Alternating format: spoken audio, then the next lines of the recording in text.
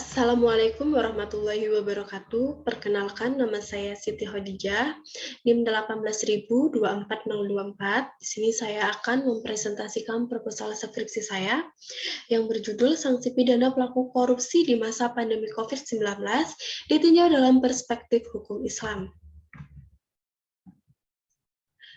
Latar belakang masalah, korupsi merupakan suatu kejahatan yang dilakukan dengan cara penyelewengan dana yang bertujuan untuk mendapatkan keuntungan dan memperkaya diri sendiri.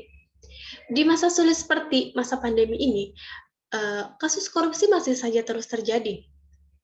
Terhadap tindak pidana korupsi yang dilakukan pada saat darurat dapat dijatuhi hukuman mati. Ketentuannya sesuai dengan pasal 2 ayat 2 Undang-Undang Nomor 31 Tahun 1999 tentang pemberantasan tindak pidana korupsi. Nah, atas permasalahan ini saya tertarik untuk melakukan penelitian.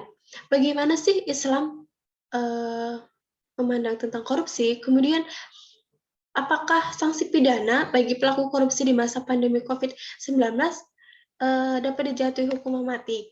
Sama halnya dengan ketentuan yang ada di dalam hukum positif seperti yang telah saya sebutkan di atas. Selanjutnya, untuk rumusan masalah, saya menggunakan dua rumusan masalah. Yang pertama itu rumusannya bagaimana Islam memandang mengenai tindak pidana korupsi. Yang kedua, bagaimana sanksi pidana dalam hukum Islam bagi pelaku korupsi di masa pandemi COVID-19. Selanjutnya tujuan penelitian. Untuk tujuan penelitiannya, saya tujuan penelitiannya yang pertama untuk mengetahui mengenai pandangan Islam terhadap tindak pidana korupsi.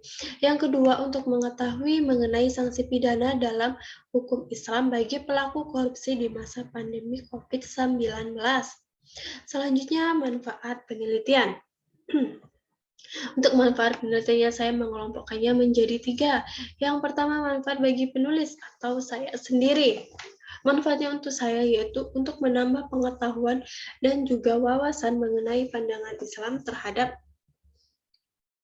korupsi dan sanksi-sanksi apa saja yang ada dalam hukum Islam bagi para pelaku korupsi, khususnya korupsi yang dilakukan pada saat-saat tertentu seperti masa pandemi COVID-19.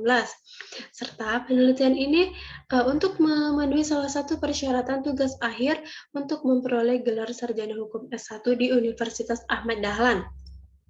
Selanjutnya manfaat bagi Universitas Ahmad Dahlan yaitu sebagai bentuk kontribusi dan juga sumbangsi saya terhadap kampus, serta penelitian ini diharapkan bisa menjadi salah satu bahan kajian dalam proses pembelajaran bagi dosen dan juga mahasiswa, kemudian sebagai bahan rujukan untuk menyelesaikan tugas-tugas, atau bahkan bisa dijadikan sebagai bahan dasar bagi rekan-rekan mahasiswa yang ingin melanjutkan penelitian ini agar menjadi lebih kompleks lagi pembahasannya.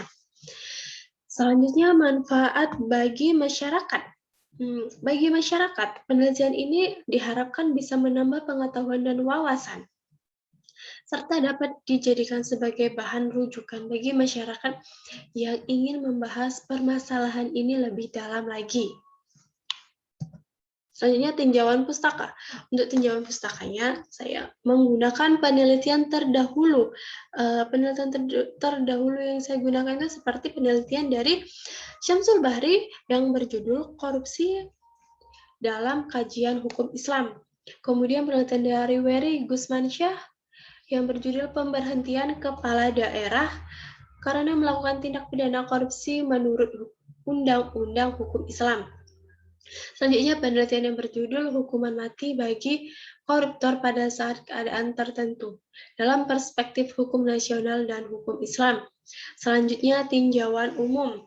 Tinjauan umum sini saya memasukkan mengenai korupsi, itu pengertian korupsi baik itu secara umum maupun secara hukum Islam. Selanjutnya sanksi pidana. Tentunya sanksi pidana di sini saya masukkan mengenai sanksi-sanksi apa saja yang ada dalam hukum Islam. Kemudian COVID-19. Nah, COVID-19 ini merupakan virus yang awal penyebarannya yaitu pada penghujung tahun 2019 kemarin. Selanjutnya hukum Islam. Dan dalam hukum Islam ini terdapat sumber-sumber hukum yang biasa digunakan seperti Al-Quran, Al-Hadis, Ijma, dan Qiyas. Nah, untuk metode penelitiannya, pertama jenis penelitian. Jenis penelitian di sini saya menggunakan penelitian kualitatif, yang artinya yaitu suatu penelitian yang bersifat deskriptif dan cenderung menggunakan analisis. Jadi, dalam melakukan penelitian, saya mengkaji dan meneliti bahan-bahan hukum primer dan sekunder, atau di mana hukum dikonsepkan sebagai apa yang tertulis di dalam peraturan perundang-undangan.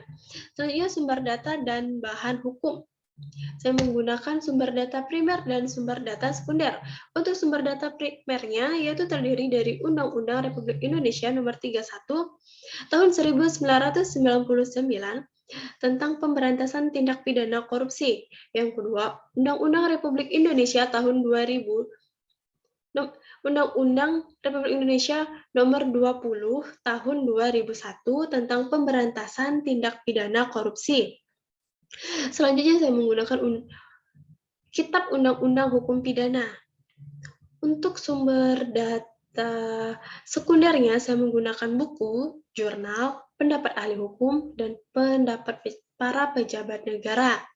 Selanjutnya metode pengumpulan data. Saya menggunakan studi pustaka, di mana saya mencari referensi melalui buku, jurnal, peraturan perundang-undangan, dan bahan hukum lainnya. Yang terakhir, analisis data. Untuk analisis yang saya menggunakan penelitian hukum normatif atau normatif legal research.